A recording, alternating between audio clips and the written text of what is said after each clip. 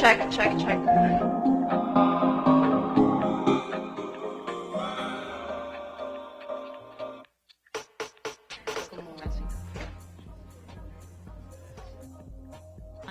There you go.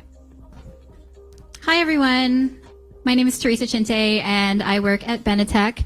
Welcome to this session today. I just wanted to let you know about Slido, slido.com, #RightsCon. This is the platform that we're using to crowdsource questions during the session. So you can log in through here, ask questions, you can upvote questions, they'll appear live on the screen, and that'll help our moderator and panelists with answering your questions as we go along. Yes, good. So thank you everybody for being here, and I'm very honored to moderate this panel with amazing women and friends. I want to thank Mariana Valente from Internet Lab that I had the honor to join the advisory board. It's a vibrant young Brazilian think tank, and they are doing amazing work. And part of one of the lines of work they do is regarding violence against women and how that is translated online, and how the debate is growing or not, and how the debate is characterized or not, and how the debate may actually get some difficult angles sometimes, and even some prejudice. So I think the objective of this panel, we have representatives here from different stakeholders, from government and civil society. I want to thank the presence of all of you guys here today. So how did we define violence against women here? Technologically related violence against women are acts of gender-based violence, either committed or aggravated by the use of ICT. So this is in the description of this panel. But we want to, with this panel and your help, because we also want to hear testimonies from the audience and what you face on your everyday and how your organization works with that, is to move beyond a feminist approach or a gender imbalance approach, and even beyond freedom of expression. So how should we be dealing with these issues today, and what is a framework that's valid? So that's why we're going to hear from this great panel here. We're going to start with Farhan Hussein from Bytes for All Pakistan. Then we're going to go to Mariana Valente from Internet Lab Brazil, Julio Ono from Internet Sans Frontiers Cameroon, Natalie from Charisma, also Natalie Espitia, who also helped to organize this panel, Betsy from the State Department here in the US. So please, let's go. And as we said, you can participate from the audience or also send questions through slido.com. Thank you very much. So I'd like to start by giving you an introduction of what led to the research. And basically in late 2014, Bytes for All, an Association for Progressive Communications, published a country report on technology-driven gender-based violence. And the report presented a summary of 3 cases that we had identified, which talked about how offline violence transcends into the online sphere and vice versa, sort of expanding our understanding of how we look at violence. And these 3 cases were basically detailed case studies about 3 women who underwent severe violence, like countless other women, except that one thing that was common in all of the 3 women was that technology played a fundamental role in shaping the nature and intensity of violence that happened. So in the interest of time, I'll share only one case briefly, where a Karachi-based activist stood next to billboards that contained a lot of hate speech with quotations of scriptures. And they basically, the people who put those billboards up were trying to create a link between how celebrating Valentine's Day is immoral and religiously, problematic. So what she did was that she just stood next to those billboards with another banner that said, come closer and let love happen. That is all. Her gesture was taken quite tolerantly by people looking at her campaigning and protesting this way. But within a day that it got reported by a local newspaper on their website, a massive Twitter trend started, and it lasted for 3 days. essentially alleging that she and the newspaper had committed blasphemy. So she and her colleagues received countless death threats and rape threats, and that forced them all to go offline for weeks. The men who were also involved in this campaign received abuse also, except that it was not as violent or sexual in nature. Rather, the only sexualized violence that the men received was, about their mothers and sisters.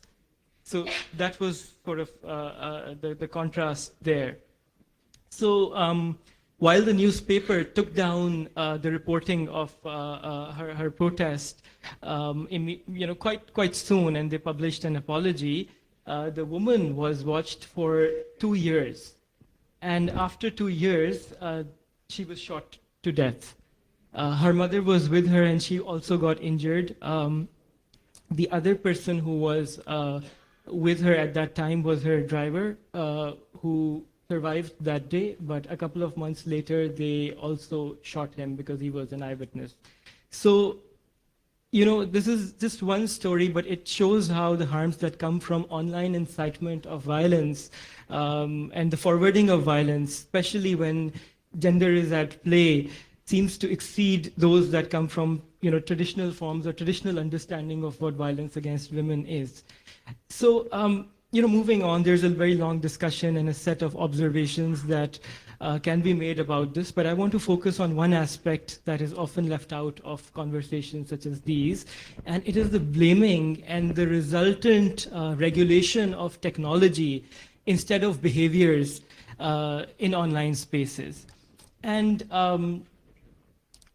to conclude my point here is that an important solution may lie in making corporate intermediaries more responsible in understanding how human rights get trampled in online spaces and how violence spreads uncontrollably through digital mediums, as opposed to how, people say that governments should be handed over this right to take control of technology and regulate it, because governments may not be the best control centers in dealing with gender-based violence, given their track record in dealing with any kind of human rights violations, let alone understanding of technology.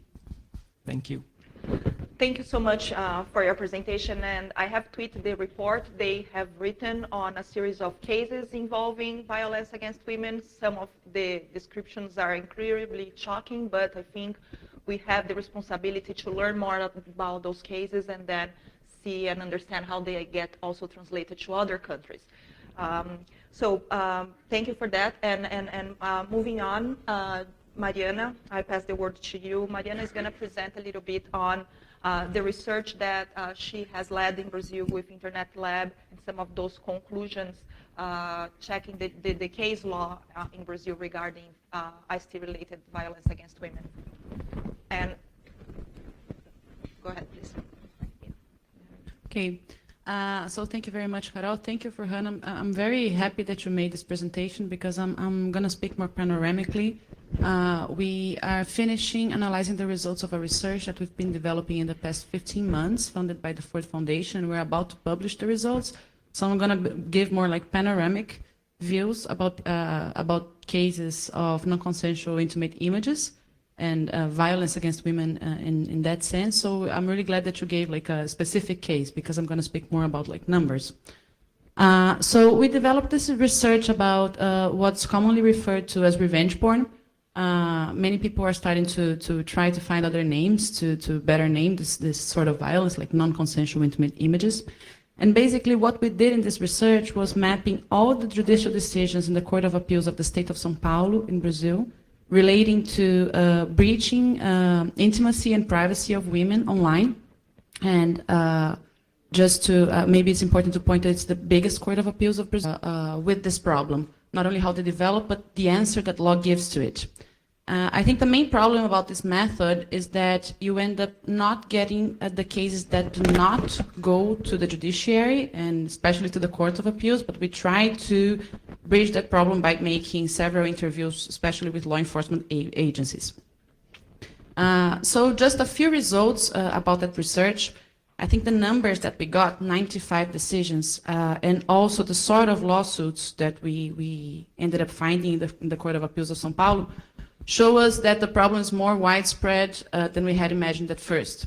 And not only that it's more widespread, but it develops differently than we were imagining at first, especially because of the very high number of cases that didn't involve specifically the spreading of intimate images, but that had to do with extortion, menacing, or even rape related to possessing intimate images.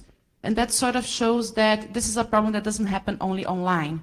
And that maybe the approach, and that there I relate to for her, maybe the approach that only looks to this problem as if it was an online problem is a mistake, because we're talking of cases in which someone possesses an intimate images and uses that to obtain other advantages, but that never necessarily goes online, but it has everything to do with the phenomenon that we're describing. So it's especially unhelpful to frame that into like an online sort of violence only.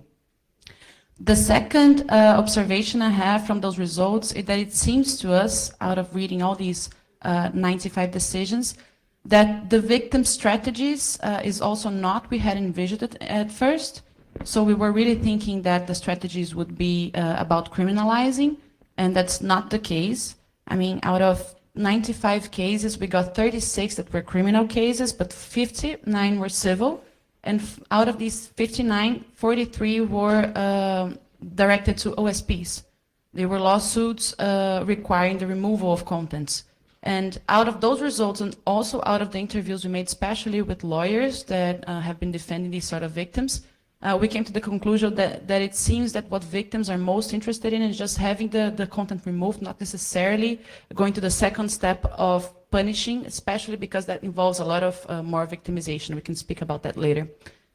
One third observation is that the problem is clearly worse when it comes to images of teenagers. We have a very protective law in Brazil that's called teenagers were favorable to the aggressor, which was not the case when we were analyzing cases involving adults. And that happened because the way this law frames the issue of intimacy as child pornography is very strict, so it's very easy to fall out of that description. And also because when the aggressor, when the judge understands that the aggression didn't know that the person was under 18 years old, it's very easy that the lawsuit gets dismissed and consent doesn't play a role, because it is understood that it shouldn't even play a role in these cases. I mean, even just the act of possessing images should be a problem. So in the end, if the aggressor didn't know or didn't have reasons to know that the victim was under 18, the victim is unprotected by our law. And that can be extremely problematic, because when we're speaking about teenagers, we're speaking of the most striking consequences.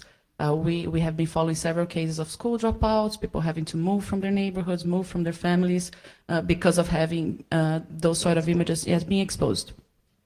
And the fourth and last observation I have about these results is that it seems to us that the judiciary is looking at this problem strictly from an individual standpoint. And that maybe comes from even the very structure of criminalization, of thinking of law only in terms of criminalization.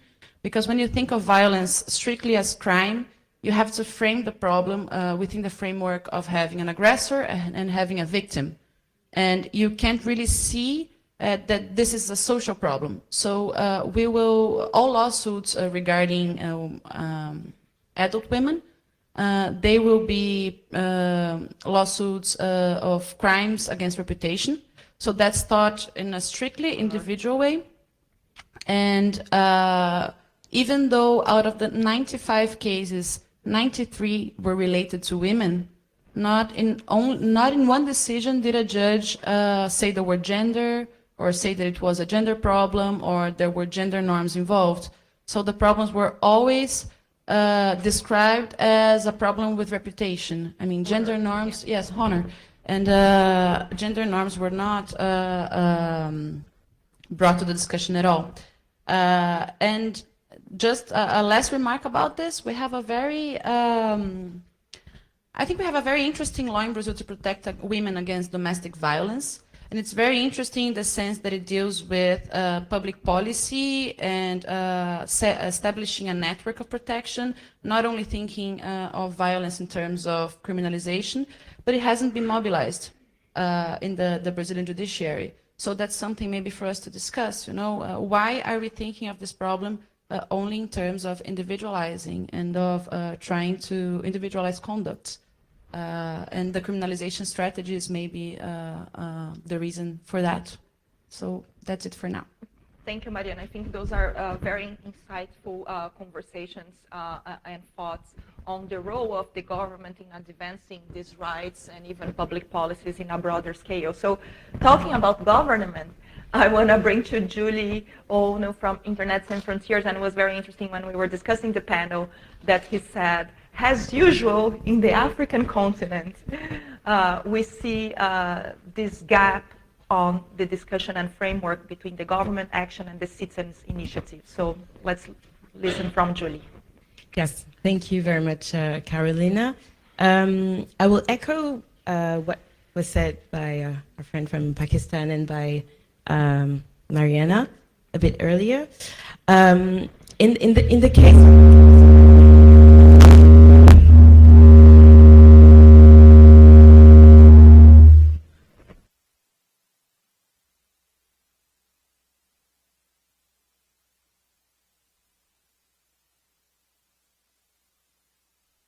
So, in the African context, and specifically Central African, because Internet Sans Frontières, so Internet Without Borders in English, conducted a study on women's rights online in Cameroon, and and we figured out finally that Internet is a great mirror of inequalities and social issues that exist in our world. But that dimension is not taken into account by our governments, African governments. For instance, in the case of Cameroon, there is an ICT law that represses pedopornography and even same-sex solicitations through ICT, which gives an idea of priorities of the government, but nothing on gender-based violence. And this is surprising because we've conducted a quantitative study among women, and we saw that despite the fact that women are a bit less connected than men, they are the most likely to be victims of gender-based violence, at least violent speeches, being called, names, etc. And on this, I have an example, a very recent example, still Cameroonian. I don't know if some of you know the famous football player, soccer player, Samuel Eto'o. He's a super international star and is accused of revenge porn against one of his mistresses. And the mistress, ex-mistress, published a book called Revenge Porn, and she was the one being the call names. Like she's the one being the slut. She was the one being, doing something wrong.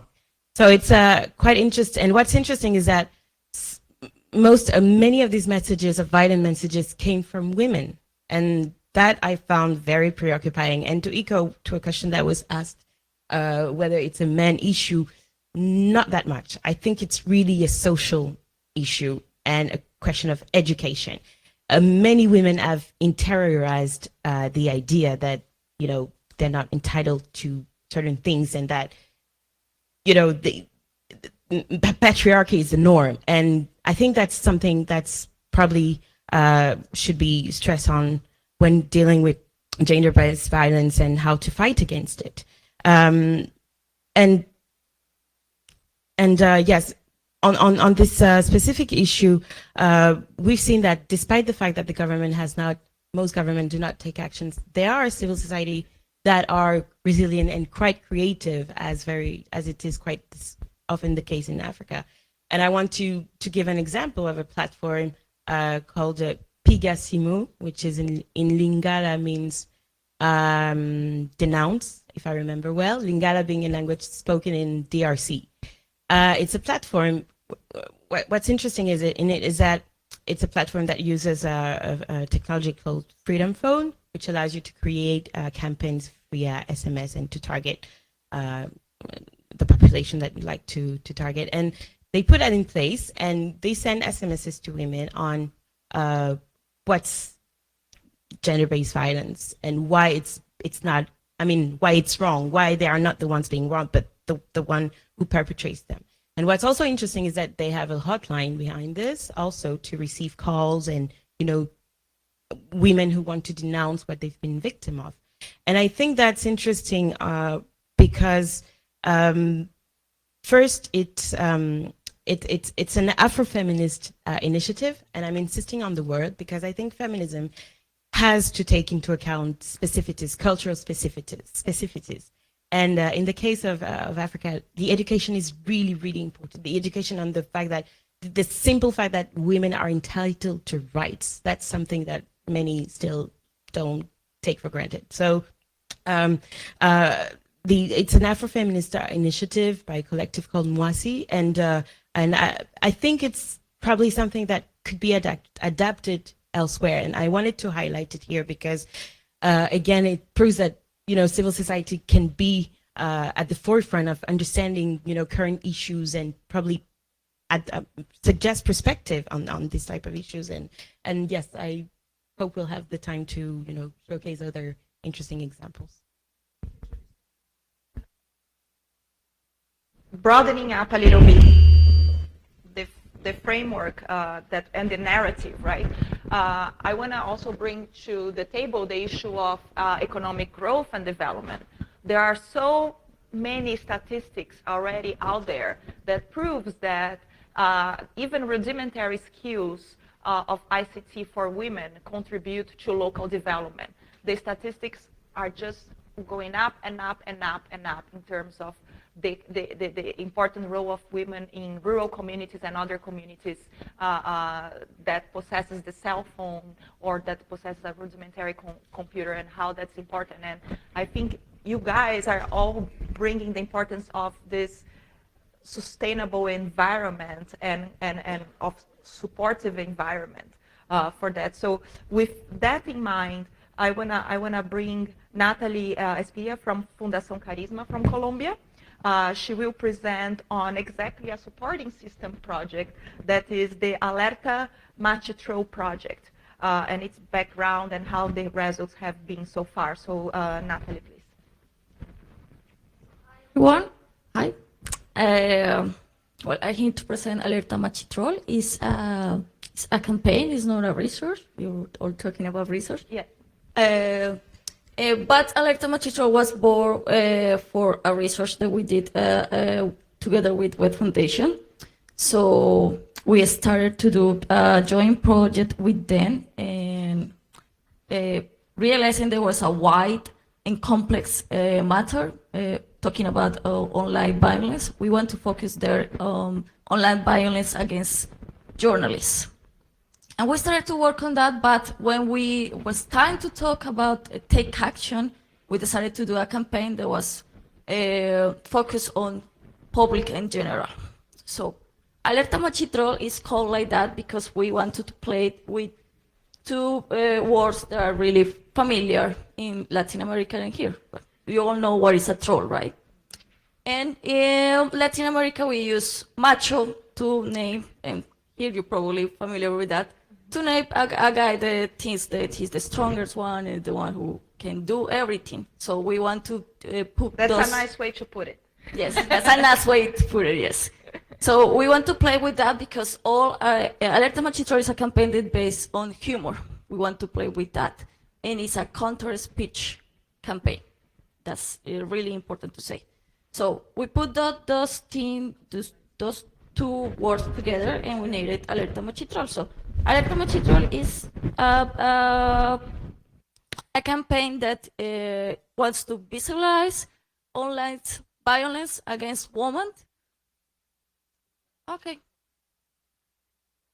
So we were trying to play with the idea that we were investigating a new species that is growing on internet. There is the machitrol.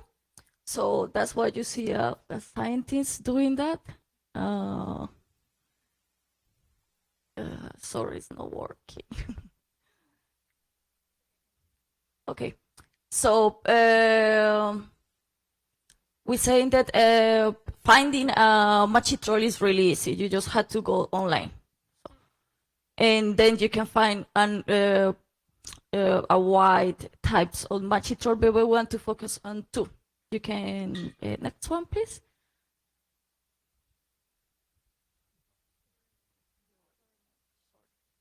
So we put it only two matchy trolls, the uncurable and the curable.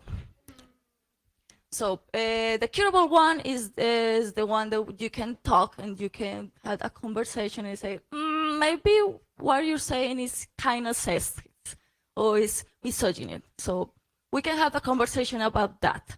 But the uncurable one is the one that has nothing to do. You just say, okay, this guy is just lost in this war and we cannot do anything for that guy. But our campaign is not focused on sending a message to those kind of people, but we realize that not only men do that. Women can be a matchy troll too. But we're not focused on sending a message to that, but we are focused on sending a message to the person that is being a victim of online violence, because we want them to know, because we realize that young people don't, and women a lot of times don't realize they are being victims of online violence, because sometimes we naturalize those messages online with a lot of memes. You know what is a meme? Yes.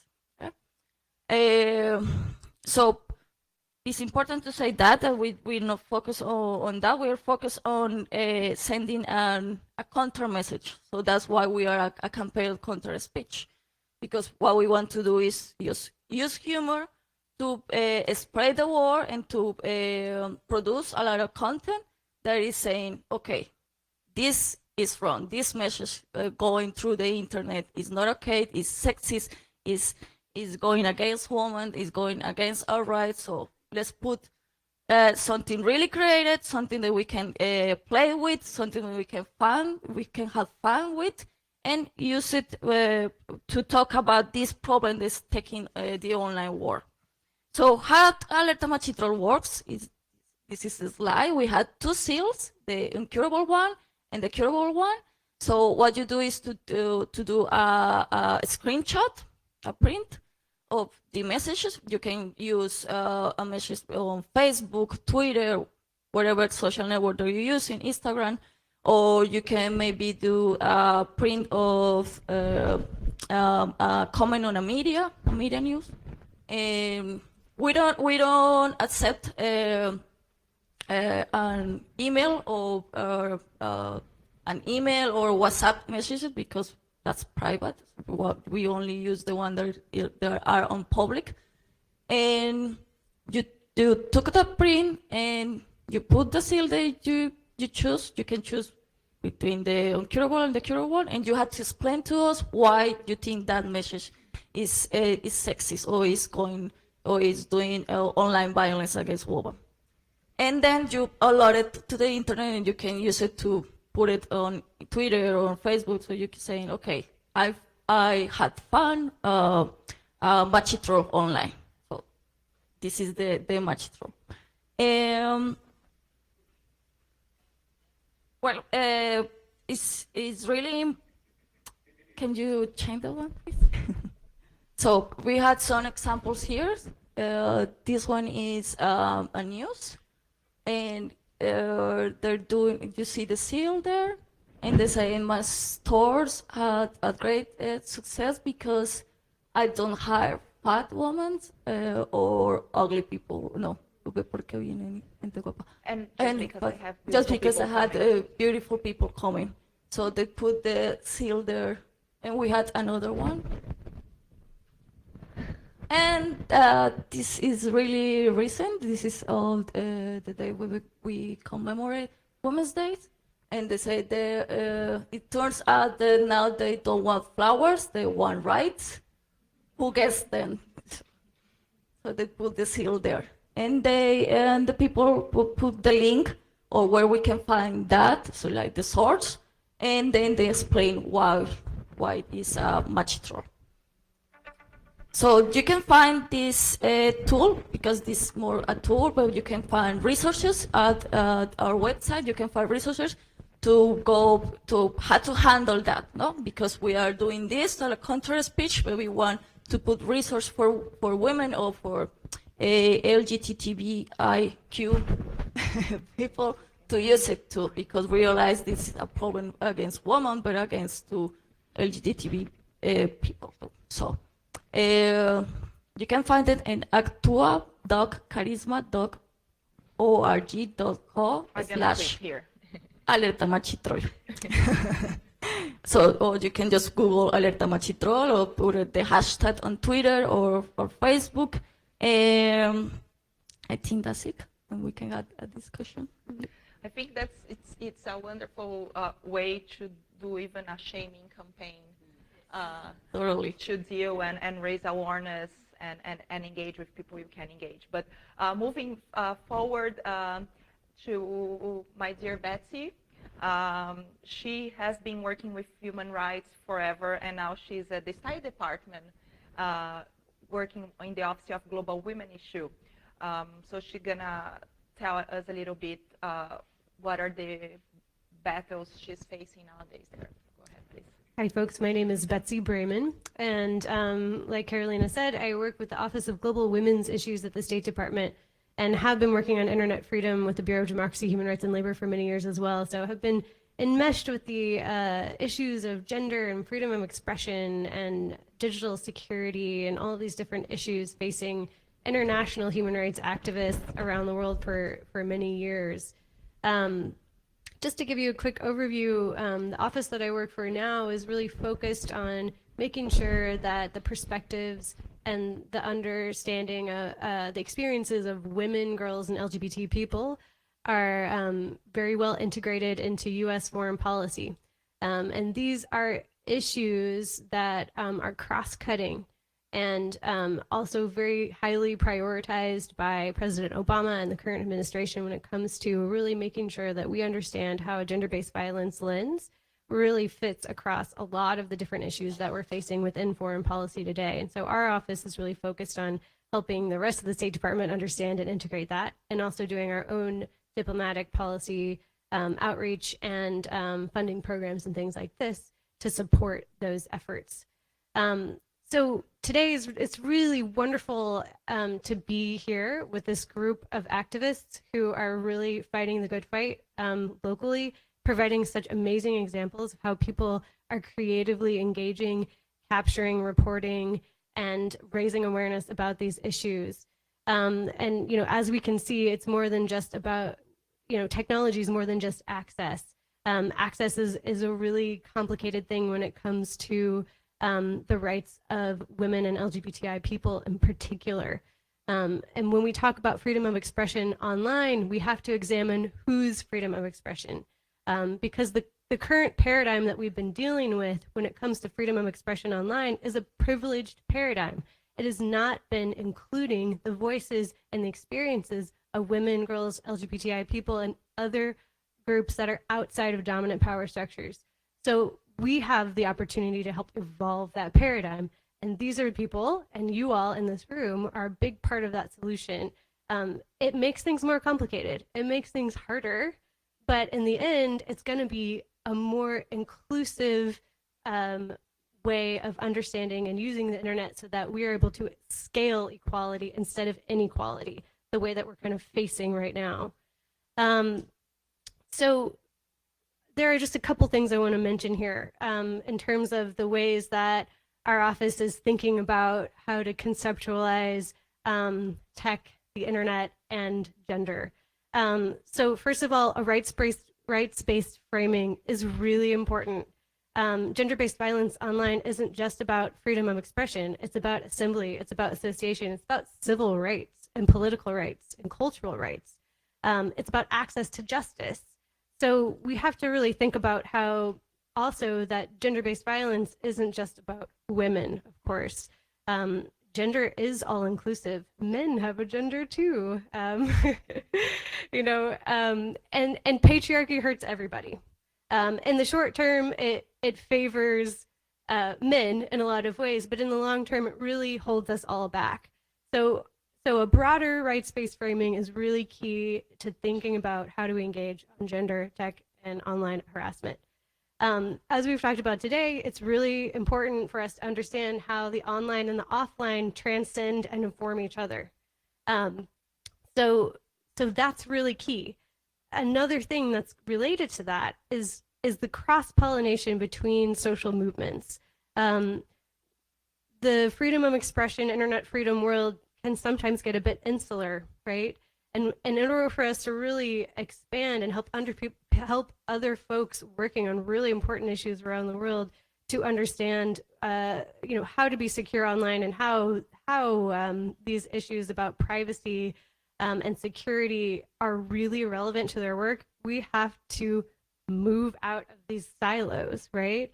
So, have the privacy geeks and the anarchist hackers meet the radical feminists, meet the AIDS health workers, meet the abortion providers, the Black Lives Matter protesters, people who are leading tenant associations, working on fair housing. We talked a little bit about economic participation and how that's really important. People who are focused on, sexual and reproductive health and rights. There are so many intersections between these different movements, and if we're going to be able to really move forward in terms of making sure that we're able to have a lot of solidarity and power together as we kind of reshape this paradigm that we're working in, we have to do that together. Along with that, there are all these diverse actors. You have families, you have community and local responses, which we've heard a lot about today, that are really, really impressive. Local content and language is really important. Civil society, of course, doing local advocacy, research, the things that we're hearing about today. And then government. Government has a lot of responsibility as well. Talk about law enforcement training, the implementation of laws. I like how you mentioned how the domestic violence laws in Brazil haven't quite yet been harnessed to deal with this issue.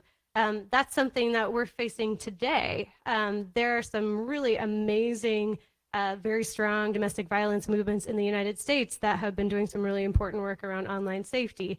Kind of getting these different movements to talk to each other and work together is really key. And then, of course, business. We have to figure out how to engage businesses better and move that conversation to the next level. And there's a lot of really goodwill in that space. We just have to really problem solve together. So the other really key thing that I'll mention is making sure that within these conversations, we preserve agency and we nix protectionism. That's really, really important when we think about how to frame on gender-based violence online and moving this conversation forward.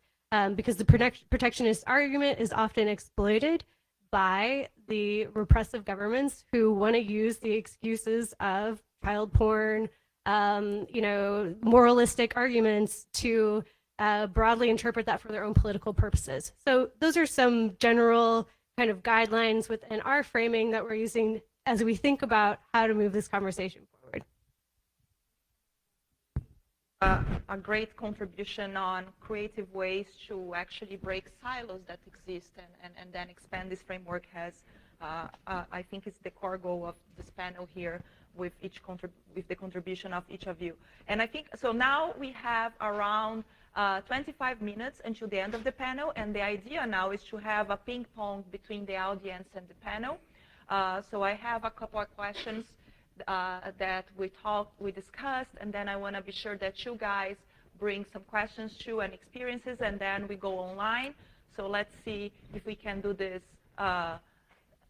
three bodies problem type of thing here. So from the online, I think there is something that's really relevant nowadays. So given the gender ratio and developer circles of times, how can women in tech best advocate when doing so can make them internally targeted or othered? Don't even know what's that. How do we deal with gender-based violence in our field? And I think this has been more and more present in in some of the discussions also in US and in other fields where targeting women became, in US there was a couple of months ago a big scandal in Nature Bionetworks, and also I think there was something in Uber and so many other examples that are related to that. So I think let's go to that, what we live in our tech policy field, and then grasping from what Betsy was saying, what sort of civil society, private sector projects and partnerships have you heard of, or that we should be developing, that exist and do not exist and should exist? So anybody, please jump in. Gender in the field. So let's get a question from the audience, and then we can move on from those questions or comments.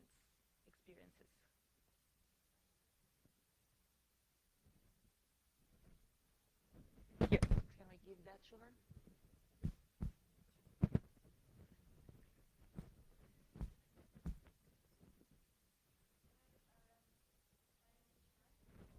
It's not on.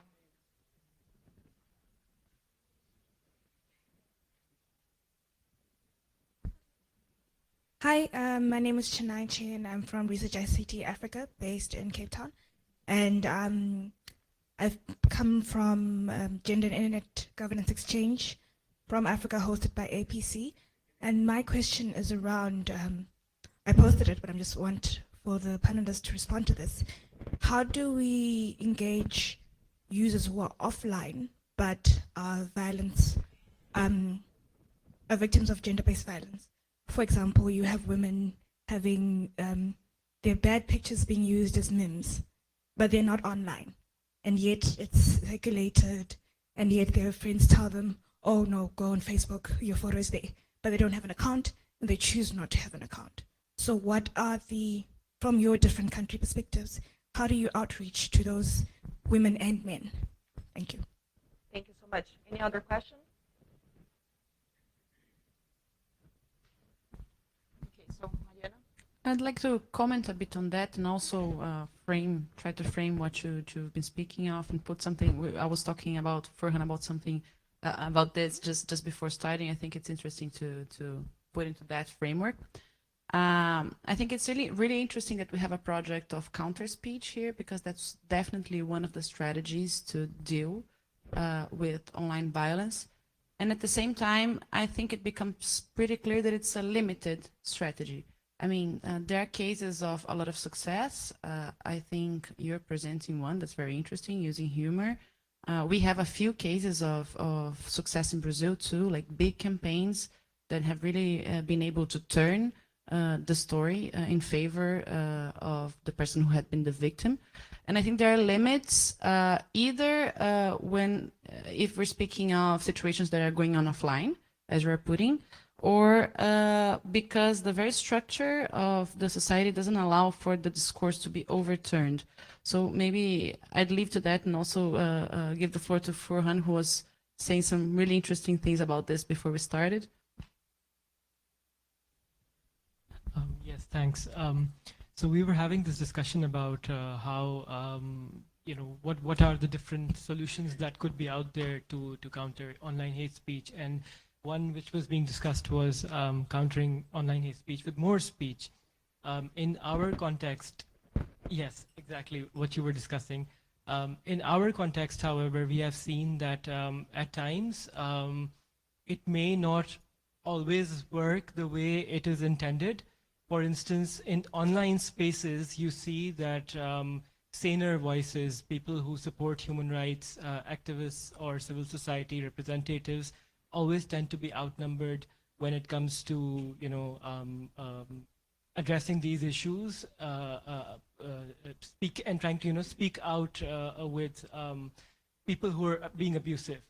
And in one particular case, cyber armies and cyber trolls that are out there sort of form alliances to go and target people, and it can be very hard, especially, and in our region we've seen that it's very easy to associate anything with blasphemy or religion, and the moment that happens, all hell breaks loose, and it's the immediate safety of the person that comes at threat, such as the instance that was discussed a while ago in the case of the activist who was murdered.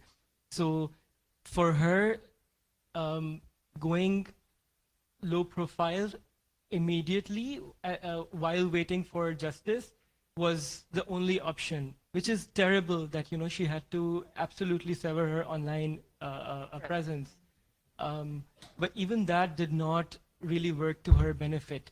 So yeah, it's a big question mark, and it's something that needs to be understood better. But again, I would still focus on the role of corporate intermediaries as being one that is extremely important, because you see, corporations generate a lot of profit from the data that they gather from us and sell to people, and they get away with it very easily, while taking no responsibility of the harms and the violence, the human rights abuses that also happen on the same mediums. And there's just so much more that they can do in this context, which is why that needs to be, you know, debated a lot more. And I think this ties with the question from the audience, from our colleague from Cape Town, because exactly if they are not online, but their information is being used online, how to do it and how we should be asking help from, right? So it would be great if we have anybody from Google, Facebook, or other platforms in the audience to tell us how they deal with it online. But maybe have some boards even with users, so we don't move to paternalistic solutions like actually happened in Brazil before Marco Civil, when there were a lot of laws criminalizing some actions instead of building a supportive environment. Natalie, you want to comment? Yes, I want to say that we actually taking Alerta Machitrol in a place that is going offline to talk about the campaign offline. So we're doing some radio shows at the street, because I'm not only an activist that works with digital rights. I also work doing some cultural stuff. So we mix both tips, and we are going to streets, Bogota, Cali, Medellin, and talking about this campaign, so people realize when they're being a victim, and they're saying, okay, maybe I'm not online, but we can create a support group of people that is actually online and can help take down that kind of comments. Or support group also can help you, giving you tips and tools and web page that you can use to how to handle that kind of things. So, and doing the prints for Alerta Machitrol is very important. When you do the prints, and you can capture that thing and you can save it, because that's the proof that you are being a victim, and you can use it later. Always take a print screen, people. And to comment on your question, I think the way to fight against GBV is to go where, I mean, to target offline persons is to go where they are. And on the African continent, what do they use? They use mobile phones. Even in the remote areas, you have mobile networks. And I think organizing campaigns such as like the Pigasimu example that I gave, there are many others, certainly, is interesting, because yes, it adapts to the market you're talking. I mean, it's not a market. It adapts to the people you're talking to, and it also raises another question, which is not directly linked to this debate, which is how to protect data of people in Africa, and that's another debate that we'll probably have this afternoon. But yes, we need to go where the persons are, and I think there was a question on free speech. I mean, how to fight against GBV and at the same time protect free speech. What interpretation of free speech?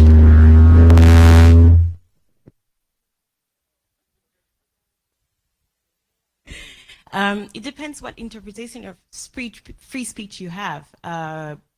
Of course, there is always the dichotomy between the US interpretation, which is, okay, you can basically almost say whatever you want, and the civil law system, which says you can do whatever you want until someone else's liberty is affected, and someone else's liberty can start very, I mean, like the next door. So first, we need to agree what interpretation we give to free speech, and I think that's probably a challenge that we've been having online for certain.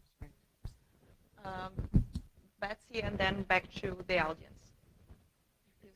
I guess I would just note that it's important for us, as we've been talking about today, about how the online and the offline inform each other, for us to not have assumptions that we have to create new things in order to address online violence. So sometimes I think what's really important is to there's a lot of education and awareness and training that has to happen with the infrastructure that's already there, the law enforcement, the service providers that are already there, the different kind of activists that are already on the ground, to help them understand how this intersects with them and how they can adapt and evolve their work in order to include this online experience. Harnessing and breaking silos that we were discussing. So just a question for the audience. Who here has suffered online violence? Please raise your hands. Have you? So just repeating the question, because this side has not. So who has suffered online violence? Who knows who has suffered online violence? Okay, thank you. So this is very present on our day-by-day life, right? So I would love to hear some testimonies if you are willing to. But Leslie, please, a question for you. Here, all right. So, introduce yourself. yes. So I spent most of my career doing free expression, and I'm furious because I think that we have this framed wrong. We've got it somehow framed as free expression for the trolls versus all kinds of power sapping things about women, where you're abused, where we're using all this language, and we're not. It seems to me that if you're going to talk about rights, we have to talk about our rights. And free expression, the ability to have an equal voice online, is sort of at the heart of this, separate from the kinds of cases that get offline or specifically about reputation. And I feel like we really have to take free expression back. I mean, even in the United States, maybe you can say anything under the Constitution, but the platforms have wide power and do limit all kinds of speech that would be, quote, constitutional. But I think that somehow we give up our power if we only talk about this as victimization, and instead of that there is sort of our right and our power to participate in a medium that we need for our work, for our families, for our education. So I think we have to be more assertive about the right side of this. In the United States, it's always free expression versus privacy, and it's not entirely clear to me, except for revenge porn, why this is privacy. I mean, we're being pushed offline, and I just think it's more powerful language, and we really have to talk about our voice, that we deserve to hold half the internet, and get a bit more aggressive about that. Thank you very much. I think this is exactly it's a great frame for exactly what are the goals of these organizations working here. And Mariana, you want to comment on that? Yes, I wanted to make a quick comment sharing a case that we have been following closely. It's the case of a journalist who wrote a piece about sexism in the nerd environment, and she started receiving a lot of threats online, and some masculinist groups, they found her address, and they started to send things to her address, to her neighbors, and she felt really threatened because they were also sending threats to her family in her own house.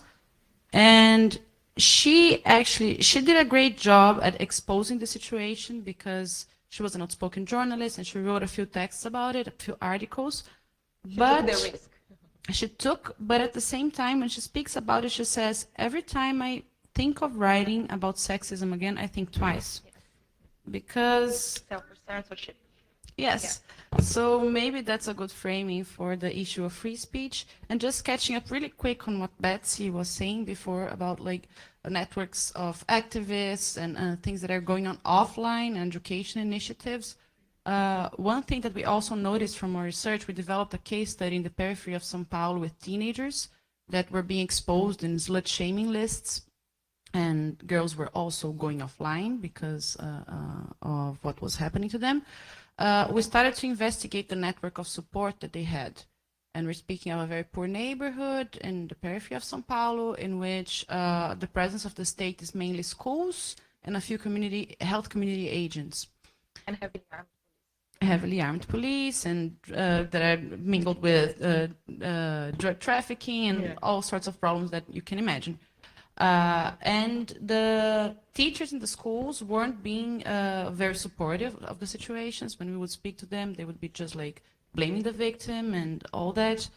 And sometimes it seems to me that we have to look at at places we didn't suspect before when speaking about these subjects. So one of the places we should look at, it seems to me, in Brazil, is the discussion about education plans. And this has been very polemic in Brazil lately because we have a very, very conservative Congress.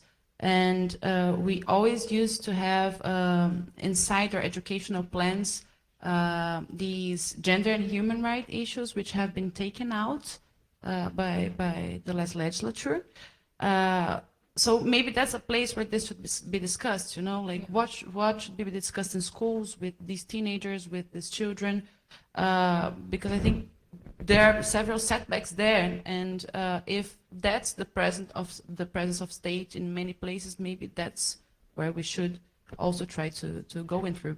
And so I think we are all bringing different strategies here, right? There is this bottom-up approach at the community level, but there is this top-down approach from governments and even international organizations, which is something we haven't touched much, but I would love to hear from you guys and from the audience. I'm not seeing anybody from UN or UNESCO here. I know they are here in RightsCon. Because the government set a goal with the Sustainable Development Goals and the WICIS +10 results to bring online 1.5 billion people in less than 10 years. How are we bringing these people online if they arrive online and their image and private and data has already been shamed? Are we going to spread the horrible right to be forgotten style to protect these people, right? Which is like a horrible solution. So I'm not supporting that. I'm just kind of thinking about the collateral effects, the chilling effects of a bad discussion of if this takes a bad turn. So I think one thing that have appeared here as example is the power of the online community has an immune system, right? If the person is not present, can we, as a community, react to something as an immune system? So again, that's another suggestion. I see a hand over there, and I think we have 5 minutes to close the panel. So if you have a question, it's your turn. Okay, you and then you. Introduce yourself, please. My name is Charlie Hale. I'm from Pinterest. You had asked a question before about platforms and what they do, and I think this actually goes to your current point about governments. I think oftentimes there isn't certainty from governments around these issues, and so I think revenge porn or non-consensual intimate imagery is a good example. In California, there were, millions of dollars being made by sites that trafficked these types of images, and there was no law until recently to give platforms like us the certainty that we needed to know that that was an illegal act. And so I think in the void around different issues like this, platforms sometimes just have to act. We had kind of banned that kind of imagery on Pinterest a long time ago, a couple of years ago. A lot of platforms, I came from Google, which is a little bit more of a kind of free expression, although I also dislike that dichotomy, where they would want kind of verification that the victim writing in was actually the person in those photos, and we just felt like it didn't really matter because we just don't want, as you said, if we're trying to get another 1.5 billion people online, we have to create the environment that's safe and inclusive and comfortable. So more of just a comment, but wanted to answer your question. Yes, so here, and then her. So. Hi, my name is Suda. I'm Iranian, feminist cyber activist based in Paris. Well, I have different questions for you because we created this Macho Land platform. You might know the name Macho and Land, what it means. We named this platform Macho Land because we want to occupy Macho Land, as we would like to occupy Wall Street too. So I have this question for you. What we basically do is very similar to what you do with the Alerta Metro troll. But do you see any changes? Like, do those macho trolls stop being sexist? Do you see any changes in their behavior? Because what basically we do, we send emails or we send tweets or Facebook messages to that responsible person. That could be a legal person like VOA, BBC, or some personality directly, and we make them to answer us. We actually do spam their emails until they get to answer us and say, sorry, we didn't know that was sexist. We also have that a website is already filtered in Iran, of course, but we also were considered about this sexual harassment among the applications like Telegram and Viber and so on. As you know, like Viber creates some stickers, and those stickers were highly sexist, like in the Iranian sphere. And when we wanted to offer them some feminist stickers or not sexist stickers, they did not accept us. And the Iranian government could actually ban some activists like me, so I cannot have access to Viber on any IP, my name, anything. So I do not exist on Viber anymore because I had this problem. But then on Telegram, we did create a bunch of like dozens of stickers against the sexual harassment to say, stop it right now, I don't want it, etc. And that did really work. I mean, just this shaming project is a very good one, but do you also get to make them change their behaviors in their next less sexist behaviors? Thank you, and I think that ties greatly to a question that we have online. Why is this violence only as a women's issue and not a gender threat to a border free of expression? But there was also another question there before that this should be a man issue too, and it's very funny. In my family, we have this very clear, right? My husband is also in tech policy, and he's the one that do the early pickups and take my son to the circles with his school. Why? Because he's praised as an amazing, wonderful father by everybody around him, while I say, you're gonna do the pickup and I'm gonna stay late in the work, you know? And because if I leave early, not in my organization right now, but like public knowledge, very flexible on that, but in general, people look bad at you, right? When you leave a panel in the middle of the panel because you need to pick up children. So that needs to be a man issue too. We need our partners and our friends to buy into this. And because they will be praised and their salaries will not be smaller. So you have a question there too. Yeah, hi, my name is Tanmori, and I work on issues of Dalit rights and Adivasi rights in India. And one of the questions I had in terms of strategies had to do with, are there any tools that are being developed or any reports that are being done to not just document the harassment, but to document the perpetrators?